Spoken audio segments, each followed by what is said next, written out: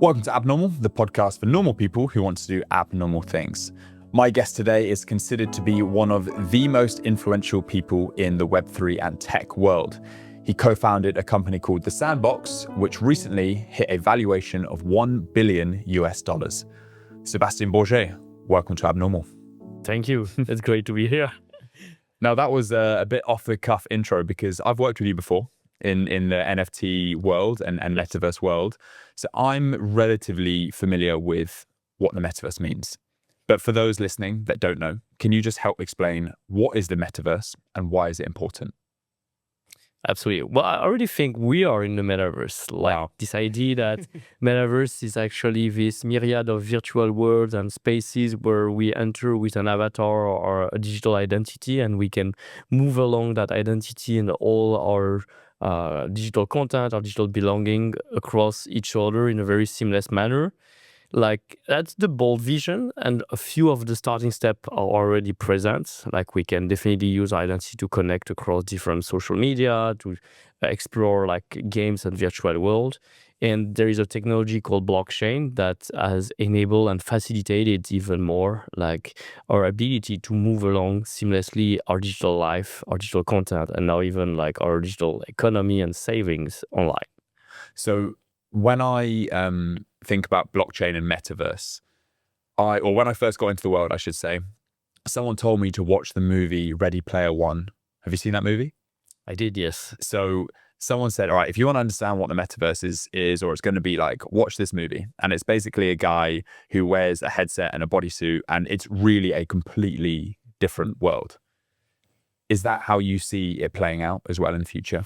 But the first thing that strikes me about the movie is like he has this like physical identity where he lives in this narrow space and kind of like this shitty, boring life. Doesn't need to be that dark. Like we don't need to like oppose reality and virtual in that sense. But then he's a totally different person through his avatar into the virtual space, and he has all those different activities from like socializing with other people, making friends, and then competing into all sorts of experiences and games to earn rewards, earn actual money through that. And he actually makes his living from the money he earns into the virtual space.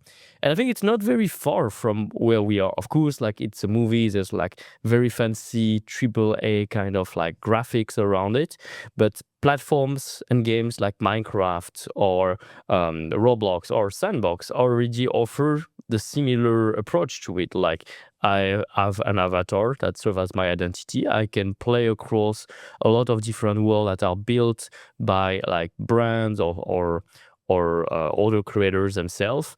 I can complete quests. I can play in single player or multiplayer experiences, and I actually earn rewards as well. And those we think of it like first games first, but actually it's a whole world of like culture and entertainment. So I can also attend concerts and shows with certain celebrities in Sandbox like Snoop Dogg. I can visit like virtual museum and learn and educate myself in new ways as well. We can do meditation session with Deepak Chopra in Sandbox. We explored Isla Nebula in a Jurassic World, for example. So it's essentially a space where like I can access a different realm and connect with my favorite characters and brands to do fun, creative activities. So you mentioned there the Sandbox, which is the company that you co-founded. I'm very familiar with the Sandbox, and I think Sandbox is one of those companies that have really led the way in terms of like connections and partnerships with air quotes real world companies. You know, you've got so many brand partners, which we'll go into later. For everyone listening, can you help explain what exactly is the Sandbox? What do you do? Why is the Sandbox important? Absolutely. Well, we're this decentralized virtual world where anyone can become a creator, make 3D content or full games and experiences without any practical experience, no programming skill. It's called no code. And truly publish and own the creation, the content they make, thanks to the use of blockchain NFTs, and monetize it the way they want. We partner with more than 400 major brands. That makes us like the home of brands in Web3, in Metaverse. Brands and celebrities like Snoop Dogg, Warner Music, Jurassic World, Attack on Titan, British of Museum, and many others. touching different areas from sport, culture, entertainment, and gaming, of course. And we've grown as one of the largest decentralized virtual world with now 6.3 million users with a wallet, with a large map. We are one of the leaders in virtual real estate, where people can buy virtual land to own a digital space where they can publish content and monetize. And also we have this token called Sand, which is a utility token of our platform, and it has grown as one of the top 100 cryptocurrencies. Meaning sometimes people know more about Sandbox for land or for the brands or for the creator side or for the Sand token. But overall, like that's it's a combination of all that makes it exciting to be part of. So for someone who's not familiar of Web3, NFTs, NFT stands for non-fungible token, for anyone who didn't know. And what we're talking about here is a very, I don't want to say new technology, but it's very forward thinking. Right. And you mentioned there about the sandbox being a virtual space, virtual metaverse, and people can buy land. Why would people buy digital space? What is my incentive as a user to spend my hard-earned money on this digital property, which I don't even know how I'm going to use? Why would I do that? That's a very interesting question. Like, why would people play video games, spend time in video game, and in a way actually not be able to turn that time, turn their commitment, the activities that they perform into actual value? And how do you actually define that value? And so NFT, beyond the hype, like it can represent any digital content on the blockchain, what it really enables is that transfer of value from something that used to be virtual and only seen as something virtual to an actual enabler for people to own and monetize their valuable time and their creativity on chain. So we're spending time in virtual world.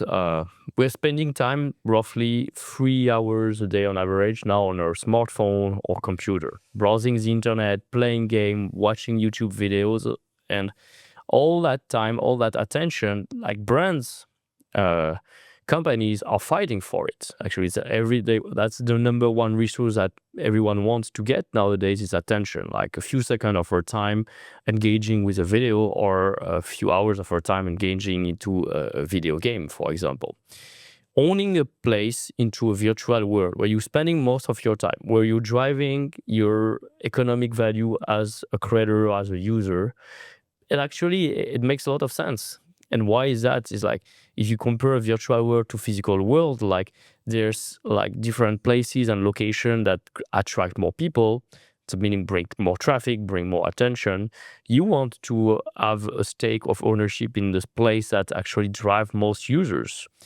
Typically now, like brands start not only to launch experiences, standalone experiences in places, they're also starting to promote themselves within high traffic, high exposure location within Roblox, Fortnite, or Sandbox. But what if that space was actually yours, like a domain name, for example? So a virtual land is something close to a domain name from the internet 1.0 or 2.0. It's a place where like you can own, you can build, you can monetize, and you can choose a location on the map in a neighborhood of culture next to your favorite brand or celebrity. So being the virtual neighbor of Snoop Dogg can be actually more valuable than the virtual neighbor of Sebastian. I saw someone spent what $450,000 to buy a plot of land next to Snoopverse.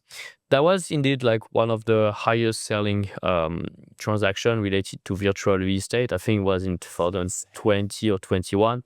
So that was maybe a little bit at the peak of the hype. If you go back into like the history of Metaverse and the different cycles around NFTs. But the fundamental here is like there's only a very few locations close to Snoop Dogg. And when Snoop Dogg has launched already multiple experiences on Sandbox, an avatar collection of 10,000 Snoop related to his music history and key characters, and like we'll have a full season and concert in Sandbox launching later this year. I do feel like the exposure, the scarcity of lands actually makes sense. And this is only one of the utility that's being provided, being landowner. There's a higher concept. If you compare virtual world to digital nations or like countries, actually like you participate to the economy through the ownership of the token, the currency.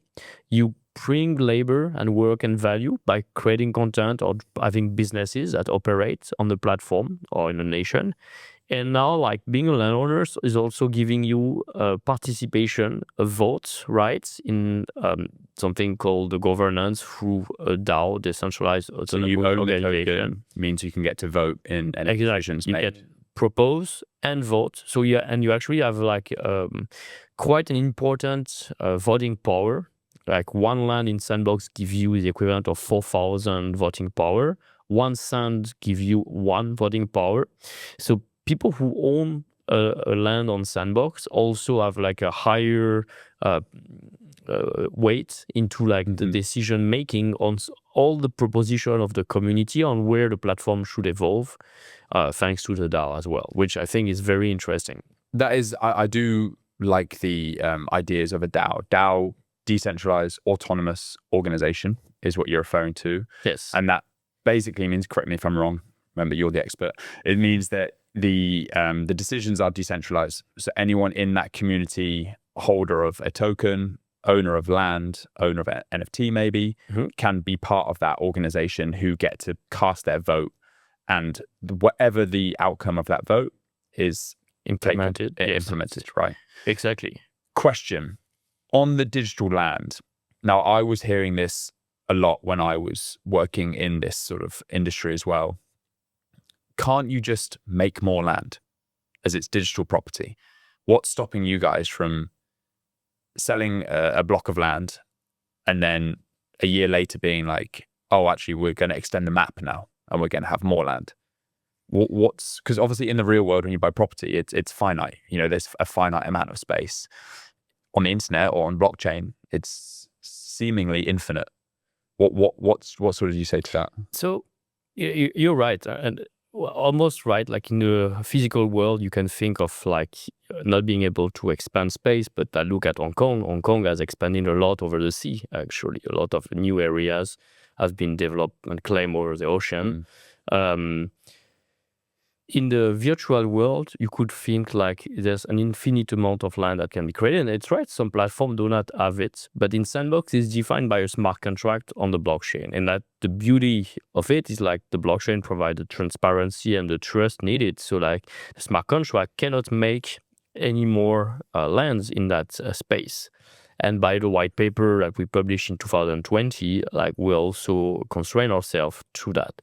Now, if it's a promise that the project have done, and the technology allows to ensure by the technology. So you can trust the technology here because you can audit it, you can review the contract and the code, that this land, this map is finite. And I don't think it's the intention to extend with more, because the strategy we put in place is not to sell the whole map at the beginning and then, oh, there's no more land available. Right now, you look at the map of Sandbox, which is comprised of 166, 464 lands in total. So it's a 512 by 512 square.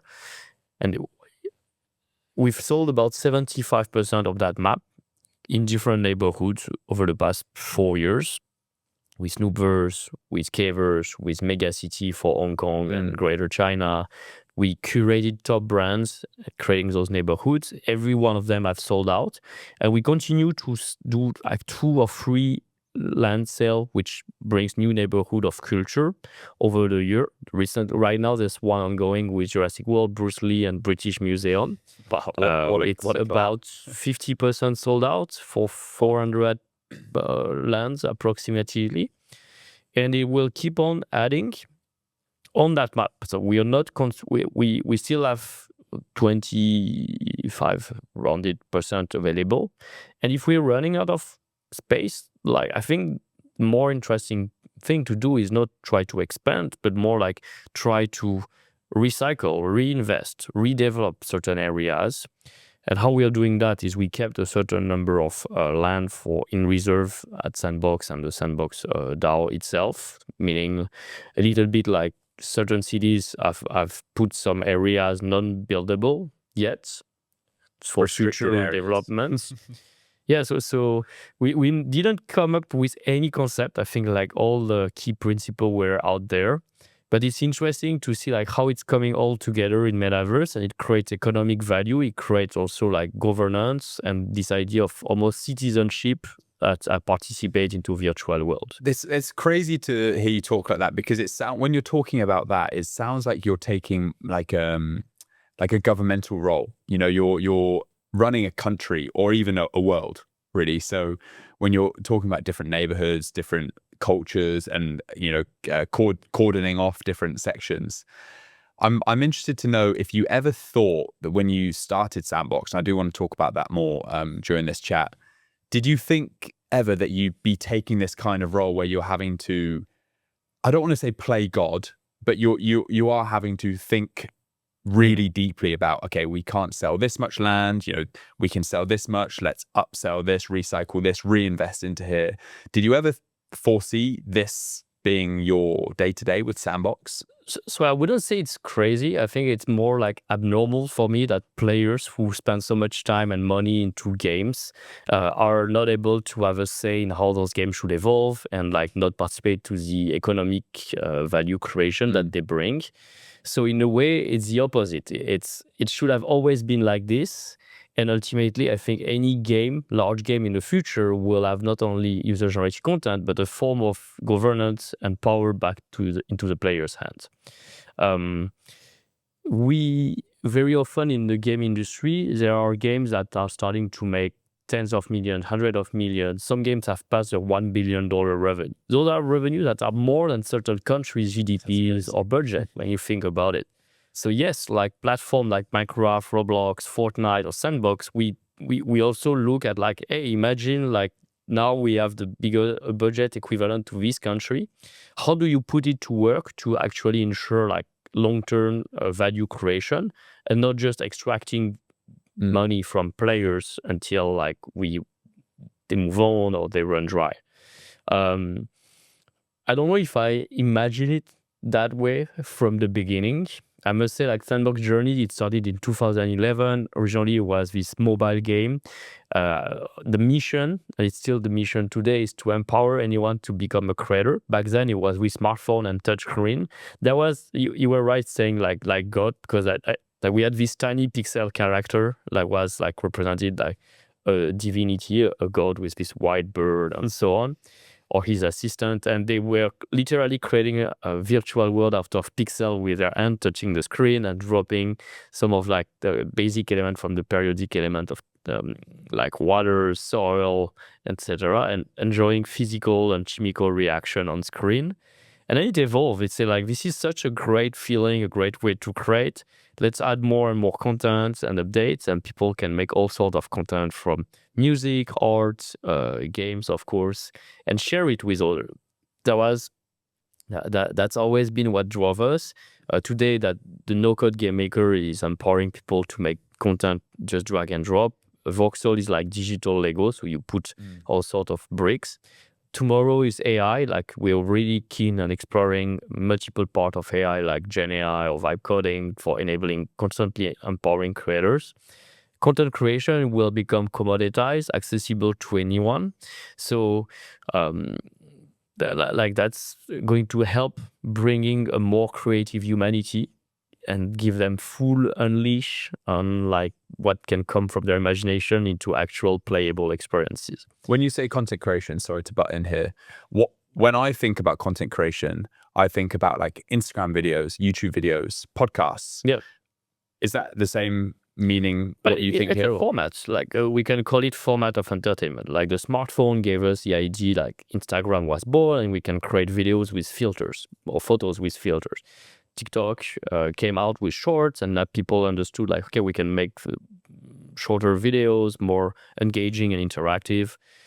So the technology is a tool here to support the creativity that we as humans have, and we want to share it, make it watchable, make it playable. we've seen that video creation and photography is like one of the most accessible format that people can participate and create. And it's being challenged nowadays with like, of course, like an overflow of content, but the average attention span, which is like 10, 15 seconds. So very hard to engage longer than that. So how do you communicate a powerful message? How do you share your values as a brand or as a creator in short video? It's harder to create engaged audiences. Hence the idea sometimes people, instead of high views number, they focus more on like the 1,000 core fan, the 10,000 core fan, and that's what we need. And games so far, like they are able to drive much, specifically virtual world, they drive like much higher engagement. Like average attention time is like 30 minutes to 3 hours into those experiences. Of course, they are right now less accessible. Like you don't take your phone, take a picture, put filters in 10 seconds and it's live. It takes maybe a few hours, a few days of creating, but it's worth it from a point of view of brand and for creators. And it will grow. And it will become more accessible as technology matures and things like AI come into play. Wow.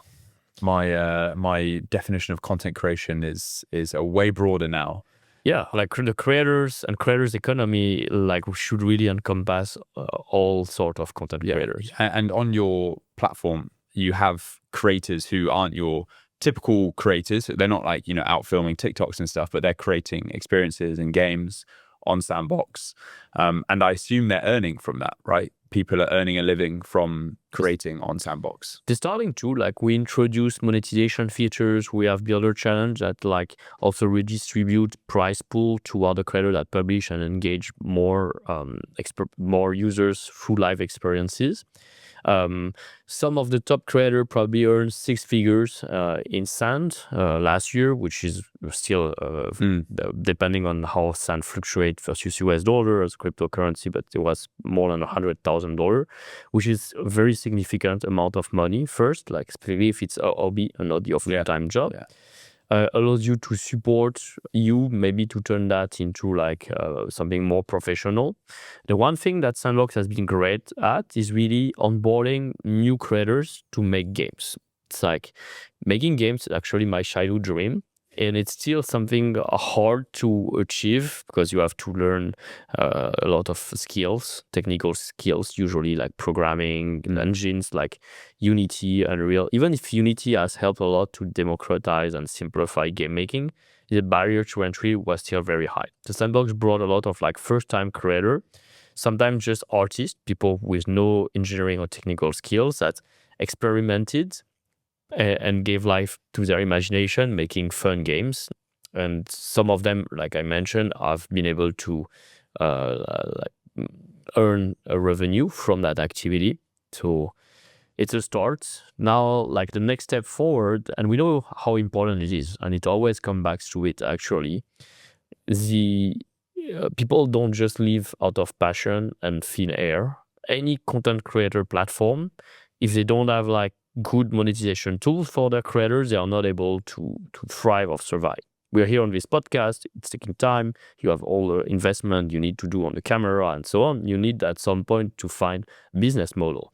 Content creator on Instagram, TikTok, and YouTube, they've been sponsored by many brands as well to be able to sustain their activity. So that's the side that many people don't see yet, like how hard it is actually. It's to be able to monetize your content. Yeah, I agree. And I think it's probably something that I've appreciated a bit more in the last 6 months from when I've quit my job and I'm now doing this full time, trying to make it work, right? And monetize my content as such. So I want to quickly, again, still on Web3, I hear the terms Web 1, Web 2, Web 3. Web 3, we're talking about Metaverse, blockchain, cryptocurrencies. Can you just very simply, to people who had no idea what we're talking about, explain the difference between Web 1, Web 2, and Web 3? So Web 1 is the internet of information. Like many companies put online website with information. That information used to be very static, like only updated by the companies themselves. And users were consuming the content by reading it, but couldn't contribute, couldn't write, couldn't comment, and so on. Web 2 became really like the collaborative internet. Like everyone can participate into like the content production, whether they were blogs or videos platform like YouTube, Instagram, etc. We are all contributor. We can put our own website online, our own blog. We can post photos, videos, and we generate a lot of data.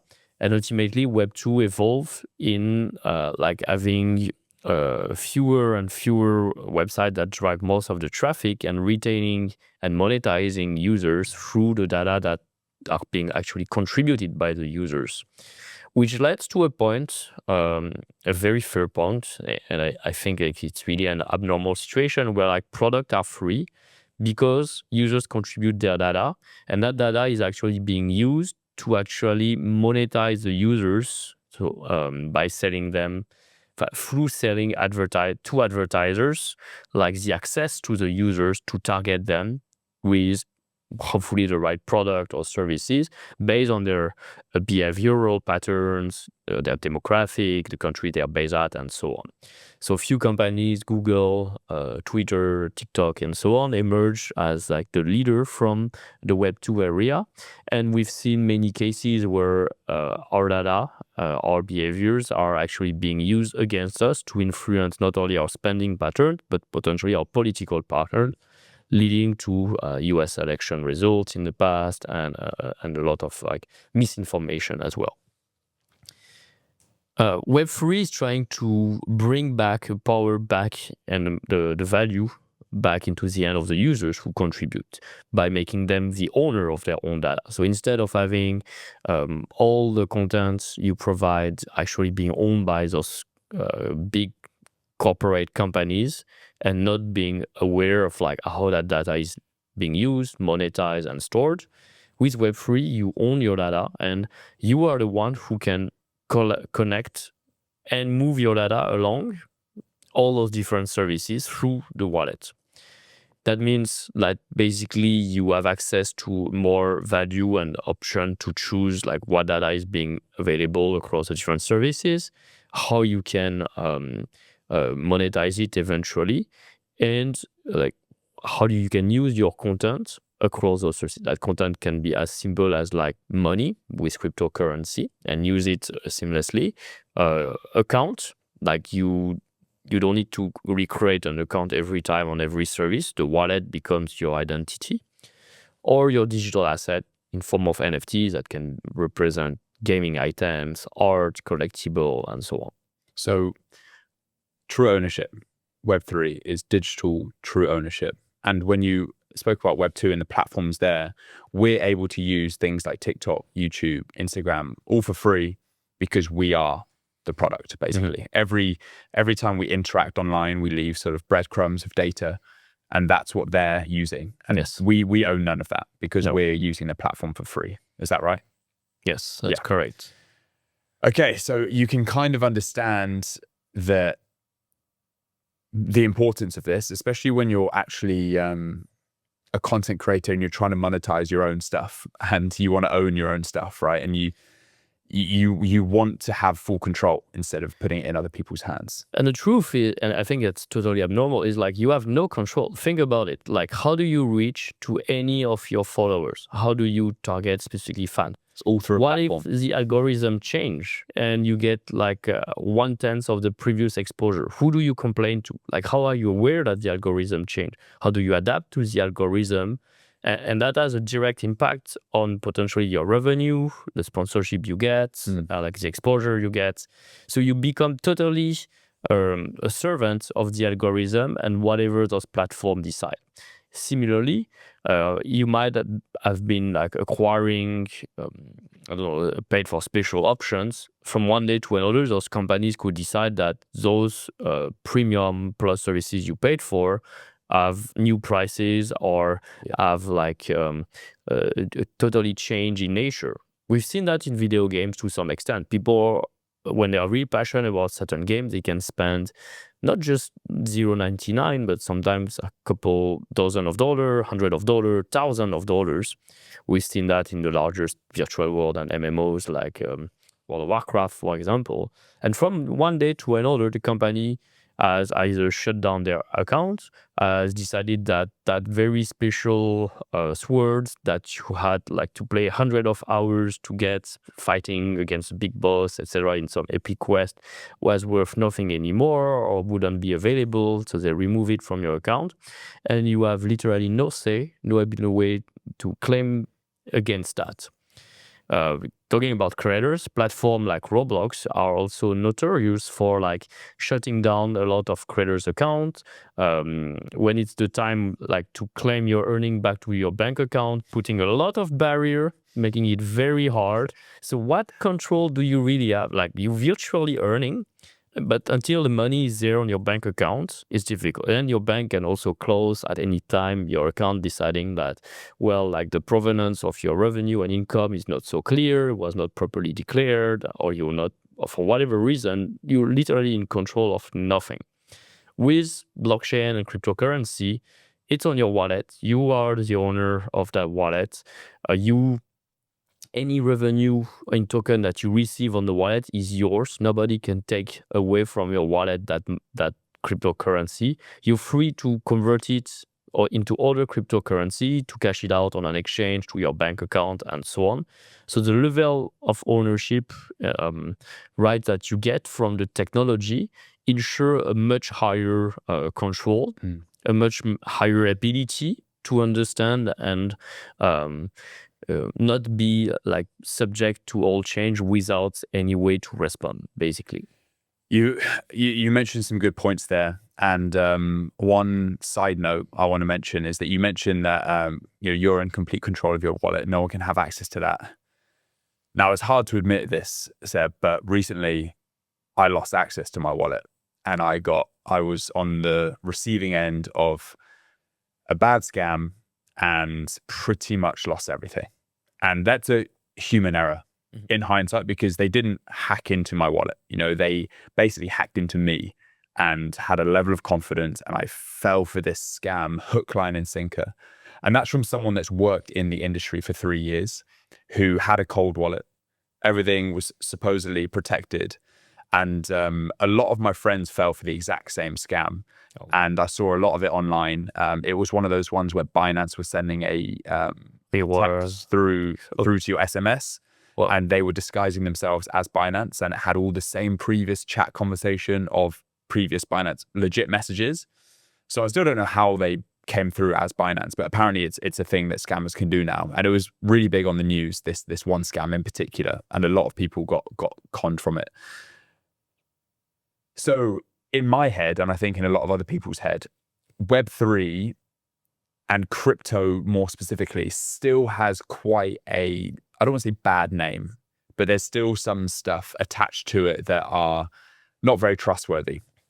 Whether that's a right opinion to have or a wrong opinion to have, it's an opinion. So what is it then about this world that you think needs changing or needs addressing for more people to have a higher trust level in this space? That's a fair question. First of all, I'm very sorry to hear about that. And well, the technology doesn't provide a recourse here, like your keys, your ownership. And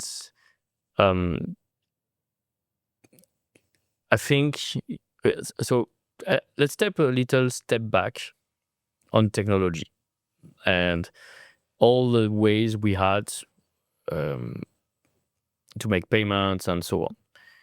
We were talking about Web 1, Web 2, Web 3.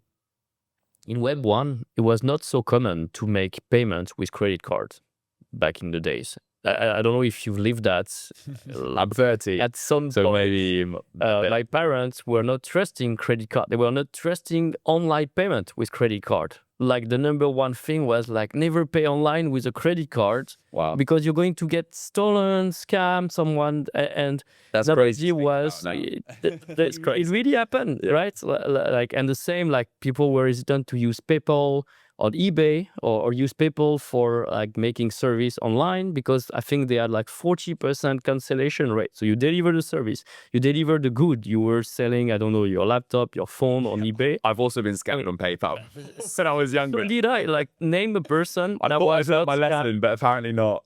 No, and so it's a repetition of like when there is a new technology, and when there is value potentially, like for bad people, bad actors, like they will always chase after, and it all happened. I think pretty much everyone on eBay fell for a scam. With PayPal, we all lost so much money.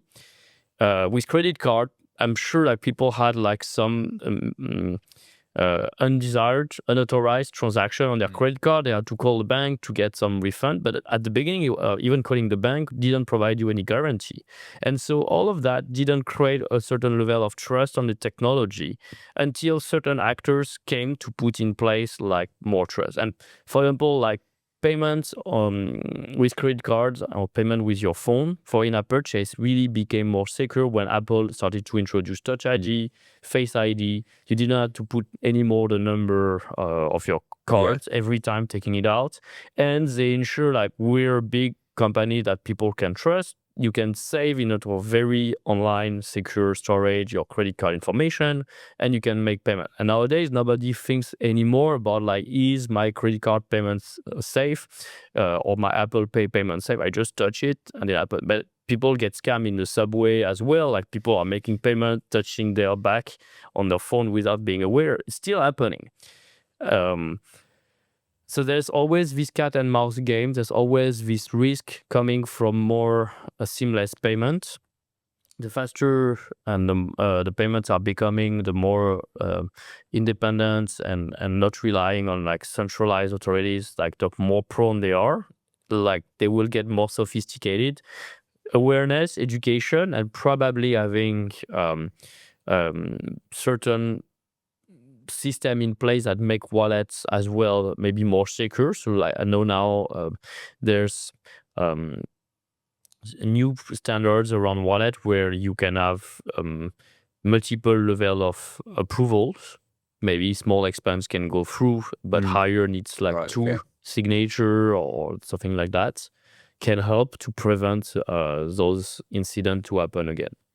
Yeah, I mean, it was a dark moment, I'm not going to lie to you, but moments like that, for me anyway, I let my anger out, went for a run, went to the gym, took a couple of days, and then I was like, all right, you know what will be will be. I've learned my lesson now. But it was a sting, and immediately I thought to myself, if I've fallen for it and I had measures in place, I was like, shit, there is going to be some people out there that have lost a lot more than I have. And that will turn them off crypto and Web3 for the rest of their lives. It's true. Two things about this. One, like the notion of ownership, even if it was virtual content, virtual money, virtual assets, you still had like that real real suffering. Because I knew the value of it as well. Exactly. We totally integrated that it's not because something is virtual that it has no value. On the opposite. So that's no longer abnormal. I think it's key. The second thing is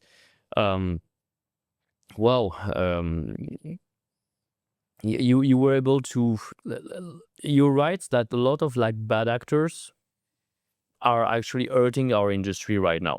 And we need to push up like positive stories, real builders in the space, people who deliver real utility and real value with their project, to try to compensate that general negativity around like indeed people losing their assets, scams, hacks as well that keep happening recently again with Nozick Safe and Bybit, for example, and everything that, yes, like these are happening just like in any other industry where there's potentially something of value, to not deter the users.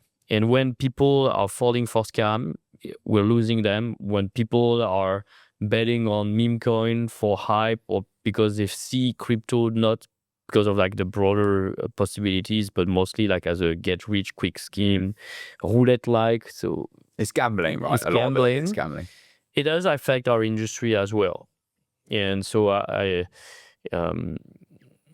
think like not just work and preach, like just like focus on keep building and showing the utility behind. There's very serious actors in the space too. And I know it's not unique to this space. I know like you choose any industry and there's bad actors, even like the media, you look at the newspaper, it's rarely positive news. You know, it's normally the worst of humanity is on the newspaper. And then it feels better. You go right to the back and you have the positive headlines because it's the sport, right? Yeah. So I'm well aware. And I think that people associate, and for that week, I probably did as well, people associate Web3 with these hackers, crypto, pump and dumps, all the bad stuff that you associate or you hear about in the news, FTX, all these black swan events.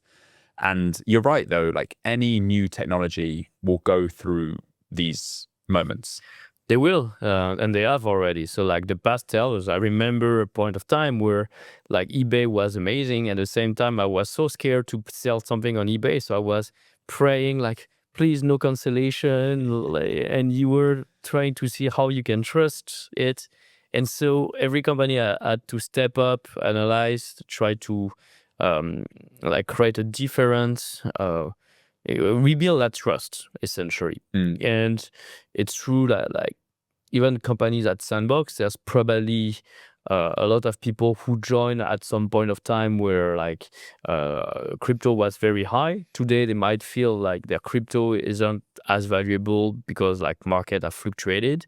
That doesn't remove the underlying value of like the utility of like their NFTs and tokens, or like the mission of the company to build a place or to provide a place where people can build and be part of an ecosystem that support the creators. Yeah, I think Sandbox is, you know, you've been doing it for years, and I do want to talk about it. And one thing on like the current situation, obviously with the Sandbox, your recent fundraise, you've raised, was it 20 million, an extra 20 million in 2024? Is that right? That's right. We announced it around early last year. And that valued you guys at 1 billion USD. Is that right? Yes. Wow. That's, I think you're the first person that I've ever spoken to in my life that has their name and founded a $1 billion company. So congratulations. When you founded the company, was this ever a thought that you had, that you were hoping to be this founder of this unicorn and be in charge of this $1 billion company? Well, so we co-founded Sandbox with my business partner, Arthur Madrid, which we've been working together as an entrepreneur for 17 years now. That's our third business. I guess, no, we didn't expect Sandbox to become that big and to be like I would say like the opportunity of a lifetime. Like I do feel like we're with something that can really impact a lot of people's life, that can provide a lot of access to like content creation and monetization behind. And when I look back at those years already since 2011, it's incredible. But you never, I would say like it's lying to say like, yes, of course, I plan for it. No, like you have some vision of where you want to go, like you build for it. Every year I try to look back, what have we achieved so far? And sometimes you say, oh, we didn't achieve as much as we thought, or like we didn't make the right decision, we adjust. Sometimes you actually realize like, oh, we've done so much, like it's incredible. And here I do think there's a lot of luck that probably came into play at the right time, the right moment, the right vision, being early on Web3 and crypto. We were one of the first pioneers since 2018 when we introduced Sand and listed Sand, which is like this top 100 cryptocurrency and $1 billion FDV token. It was a perfect moment in the market after like Binance, one of the leading exchange, reintroduced their launchpad and push for the gaming narrative as well. So it's a combination of effort, time, and resilience, because there's also time where things are hard. People thought, and I've been saying everywhere in the press, NFTs are dead, from Metaverse is dead. And so what do? Like my business is dead, my industry is dead. Like I wake up and I read that everywhere. Do I stop? No, like I keep building, I keep proving them the opposite. I keep finding different markets that have not yet or like have like different approach toward it. And I guess that's what's been defining us. Yeah. When you're in the earlier days, now I know you've yeah, you say you've got lucky with some of your timing, and maybe you're right.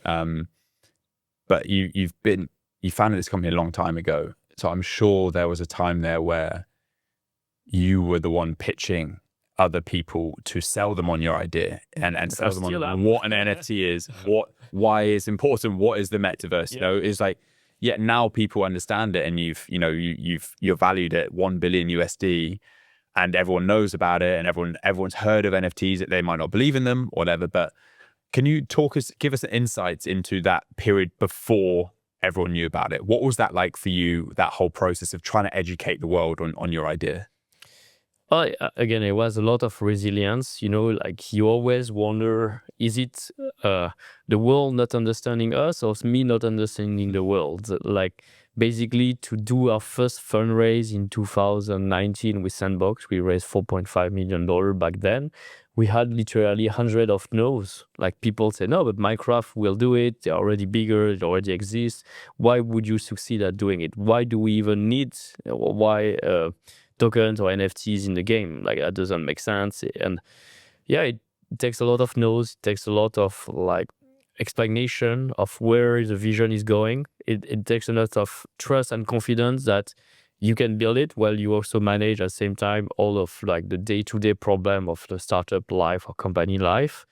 It takes a lot of like external communication effort, internal communication effort to align everybody on that ship that the startups represent to move forward and navigate those challenges. I think we will hire the same from a lot of entrepreneurs here. And when we did the Series B as well in November 2021, same. Like it's not because we had already accomplished a certain growth and we were one of the leading projects that people believe we could go even bigger and so on. At some point, so we probably had like thousands of pitches, thousands of no, but still like thousands of like trying to, but at the same time educating people that's what we're doing, what the technology brings. Maybe looking back, some of them say, oh, I should have invested. You never know, of course, like who's right, who's wrong as entrepreneurs. So it's very hard for the investors themselves to see which project to not bet on, but like to follow on. Yeah, it takes really a lot of resilience, and it's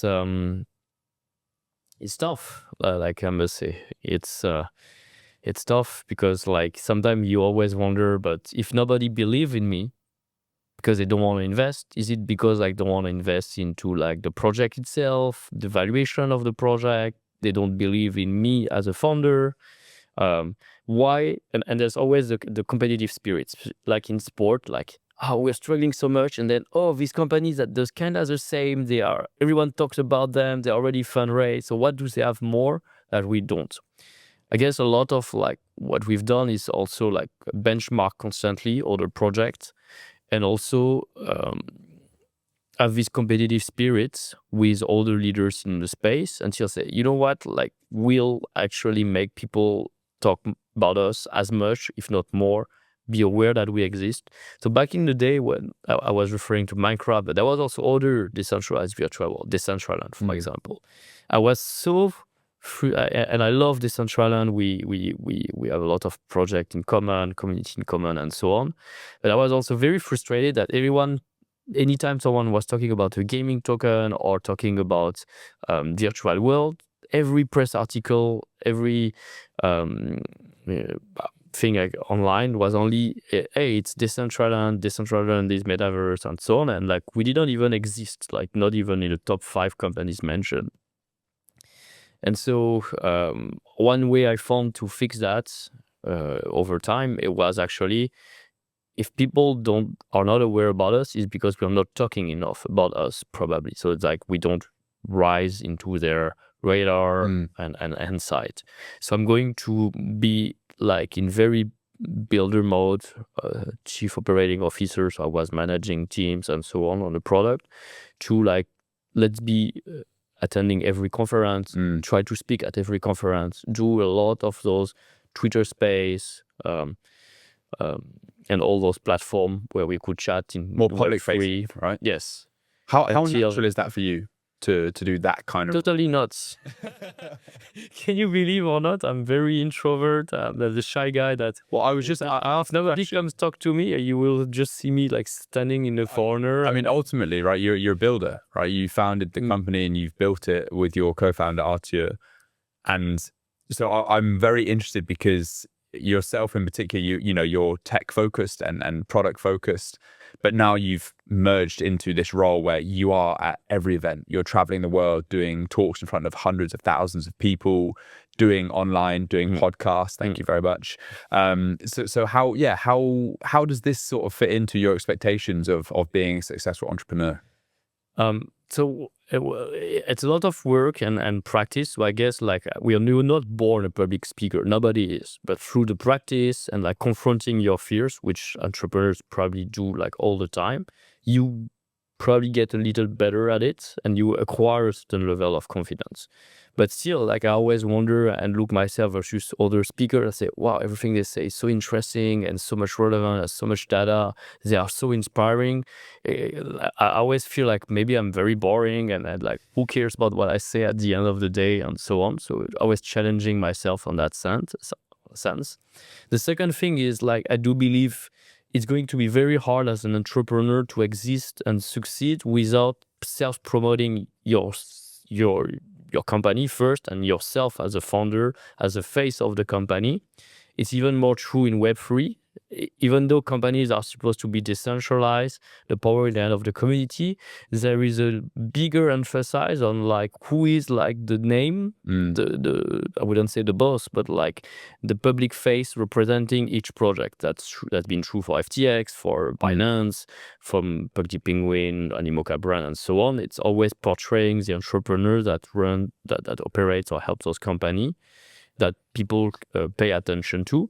And so whether you're like into a very B2C business or B2B, it's still important to raise awareness about what you're doing, publish on LinkedIn, publish on social media, not just self-promoting your business, but share like insights, support your ecosystem, try to bring value, and through that, raise awareness. So when I do public speaking, I do speak across a large event, a large number of topics, thematics, not just promoting like join Sandbox, become a creator and so on, trying to also expand the vision and so on.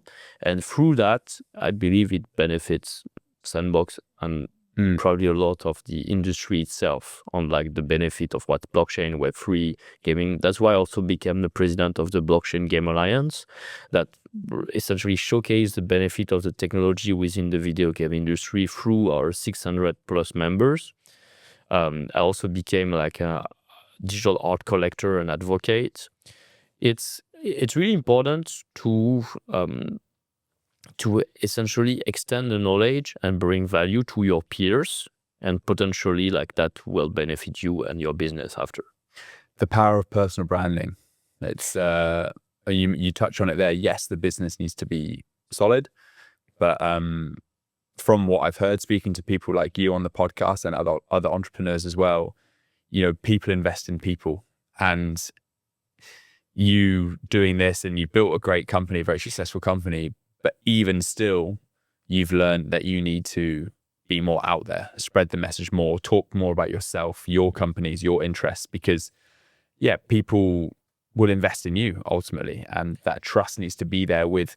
And I still think it's important to have a face that you associate with things, even though it's decentralized, as you say. If there was no one behind Sandbox and you didn't know, and it was just this like secret thing, and there are companies out there, right? Like you see an investor deck to invest in, and it's got like team advisors, and they're all just like no names, no photos, just like their NFT or it's crypto called name. like dogs and yeah, right, like, but it's difficult. You're expecting people to invest in this, and you need that element of trust, even in the Web3 space. So it's good that you're doing that. How long ago did you found Sandbox? How long have you been on this journey? So Sandbox started in 2011, and the journey of entrepreneurship started in 2008. Interestingly, I was like a student here in Hong Kong. I was doing an exchange program at the Chinese University of Hong Kong, CUHK. And that's actually when my co-founder Archer like first reached out to me. So his first startup was like doing a peer-to-peer solution for video on demand website and sports event to like stream or provide like high definition video back in the DVD days at the low cost thanks to peer-to-peer and BitTorrent. And he reached out to me while I was studying here in Hong Kong, and I was one of the few contributors in open source toward like that technology. So I started to work remotely with him. Then I came back to France, working together on that startup, which was acquired a year or 2 years later by a larger CDN company. We co-founded the next company that was focused on like social media, and people could share their photo and video and music online in the cloud, accessing them from anywhere, before cloud, before Netflix, Spotify, and so on. That also a business that sold 2 years later. And after we started in 2011, that first mobile game studio that worked on Sandbox, the first version, and other mobile games with character-driven and free-to-play monetization. Damn, you've had a very successful entrepreneurial journey so far. Well, I think it's been very rich in learning and acquiring experience that we were able to bring on to our, like where we are today. Rich, I mean, by all scale, like those businesses didn't sell for hundreds of millions, so not enough like to be the life-changing and retire. Actually, today is still, but like Still waiting. like retirement is so far away. like we literally are so passionate about it. We spend and pour a lot of earth, energy, and passion into it. Because I feel like the mission is bigger than the current product. The vision is also bigger. So hopefully later this year, what we announce, what we launch, will show that in Sandbox, the virtual world part was just like one portion of like what it really means in terms of metaverse and how like people will be able to use their identity, interact across different apps, games, and services. And how we allow creators to monetize more so they can really make a living out of it. Excited for that announcement. You said you first got started building companies when you were studying still. Was there ever, like when you were in college or university, whatever you want to call it, did you always know that you were going to be founding companies and working on your own stuff? Or because most people when they study, it's like, I want to get a job here, I want to get a job here, you know, I'm doing all these job applications. Was that always in your head that you were going to be doing your own businesses and on your own journey? I think like being an entrepreneur or founding a startup is getting more cool than ever. But like when I look back almost 20 years ago, like no, like it was like the one exceptional exception. Like one out of like 1,000 students who will found their startup, all the other they will go into the banking, finance system, or telecom, for example. So I did graduate from a school in network and in engineering school in network and telecommunication. I picked my studies because basically it's exactly the opposite. I didn't know what I want to do, so I chose to keep all my options as open as possible for the longer time. And when I looked into things, even I had that dream to make video game. I didn't want to make it my career path to just focus on video game. So I said, engineer, interesting. It seems to be like the way like I have the most choice of kind of all the job I can do later on as an engineer. So let's go that route. And that's what I did. So in the end, like, no, I don't think I know exactly. And then after being entrepreneur during like project management, I wanted just to follow like web project or tech project, could be across different areas. Director of operation, meaning like covering many areas. Entrepreneur at the end is like having these multi hats, being able to do all those cool things and keep learning. Yeah. If you could go back then and tell yourself coming out of college or studies, if you could go back and give that Sebastian one piece of advice, what would it be? And do you think that you would listen to it? Well, it's very hard. Like when you think about like how I was in college, I was probably like that. You don't enjoy your youth as well. Like just go out, play video games, have your hobbies, because later on, like you'll have no more time to do that actually in a professional life, or you'll become perverted in a good way. Like every game I play, it became now, instead of enjoying the game for the fun, I just deconstructed in my mind like everything that makes it a successful product or business, right? So yeah, you have that. You gain those skills. Yeah, I guess like I love what I'm doing. I love having the ability to travel, to meet the community, to build a product that actually make an impact that people love. I love the brand, love being part of the community. I love our challenges. So for young entrepreneurs, then now you said it's like cooler than ever to be an entrepreneur these days, and yeah, I'd have to agree with you because I'm doing this whole thing for the last 6 months. I've quit my job. You know, I don't work for anyone. Trying to do my own journey. Now there are a lot of highs and lows. Everyone tells you there are highs and lows when you're trying to do your own thing. You're working by yourself all day. It's pretty tough sometimes. So for someone like me, then I'm 30 years old, but even people younger are doing it as well.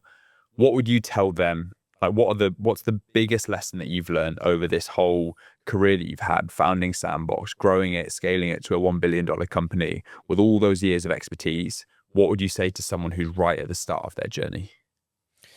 Anyone who's starting today becoming an entrepreneur, so like don't just dream about like the fantastic aspect of being your own employer and like doing what you want. You never really do what exactly you want. You always build a product or service for someone. So let's be very practical in understanding like the product needs to have like the right market fit, understanding an audience, understanding of business model. So there's a great number of skills that you have and acquire very fast to build the right product and services that can have a chance to survive.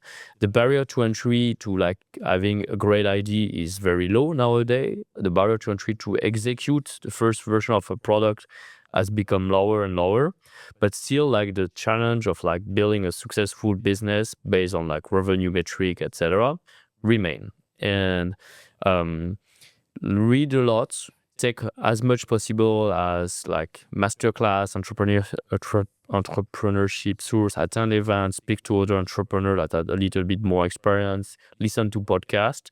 So you really understand the two sides of the thing. Don't just fantasize about, as I said, being your own boss and doing what you want. Is the number one advice I would give. Now, I do believe work is really profoundly impacted by AI specifically.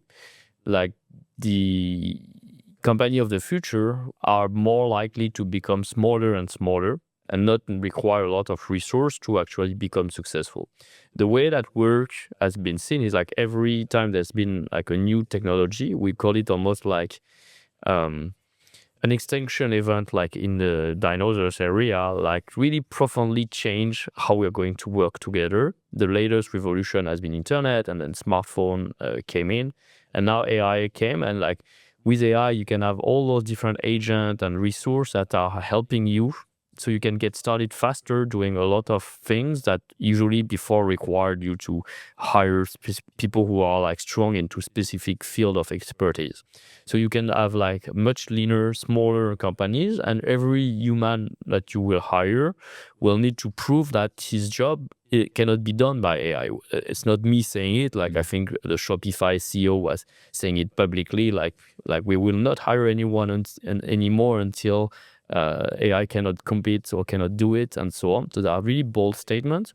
But beyond those high bold statements, I think it's really interesting to think like what will be the ideal company size in the future to run successful business, and it might be not bigger than 20, 30 people at peak. What's the one AI tool then that you would recommend for young entrepreneurs to use, which could be the most disruptive? So, obviously, start with ChatGPT. Like it's getting better and better at generating like not just like text-based answers, but also now like presentation, decks, and photos, videos, content, and then like tools that support like creating presentation with on Canvas, for example. Notion is a great tool that now like has AI embedded as well. There's lots of amazing ones. And as I said, I work for myself. I do my own thing. I use it every single day.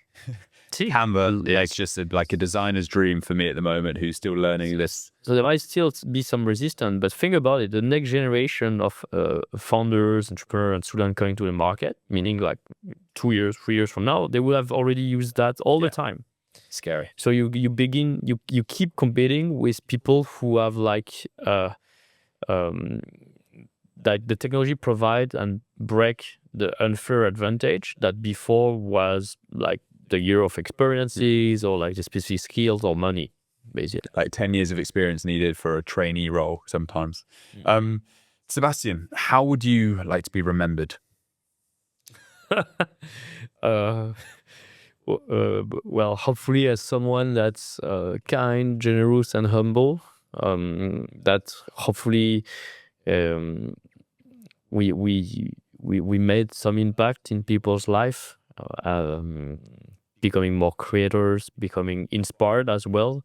I do feel there's a lot of positivity when people start to see their creative side and skills, like instead of being into this negative spectrum of everything is hard, everybody tells me no, everybody tells me like I cannot do something. So I feel, you know, the more you hear something and you say that to a child or to an adult, the less they will actually be creative and believe in their own self. So hopefully if Sandbox or what we bring and do, as well as help people to gain that confidence that they have all the skills, they have all the abilities, they can be creator, I'll be very happy. I love that. Always be a kind person.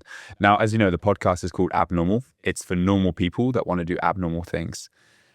You are almost the definition of someone who's doing something abnormal. You've grown incredible companies. You've scaled a company to $1 billion, which is still crazy for me to think about and actually get my head around. I'm sure it was thinking a bit later. But for anyone listening who wants to do something abnormal in their lives, it doesn't have to be founding a company, could be anything. What's the one piece of advice that you would give to those people? Good question. Is like why? Basically, why do you do it? Is it really for you, or like do you feel like you want to give? And so how can you help others? Love that. Sebastian, thank you so much for coming on Abnormal. It's been a pleasure to see you again, pleasure to chat. And I look forward to seeing what the next 1, 5, 10 years holds for you, the company, and all your other interests as well. So thank you again. Thank you. It's a pleasure. Thank you for listening to this week's episode of Abnormal. If you enjoyed, please consider subscribing to the channel and give us a 5-star review in whatever podcast platform you are listening or watching on right now, as it goes a long way to help growing the show. Thank you, and see you in the next one.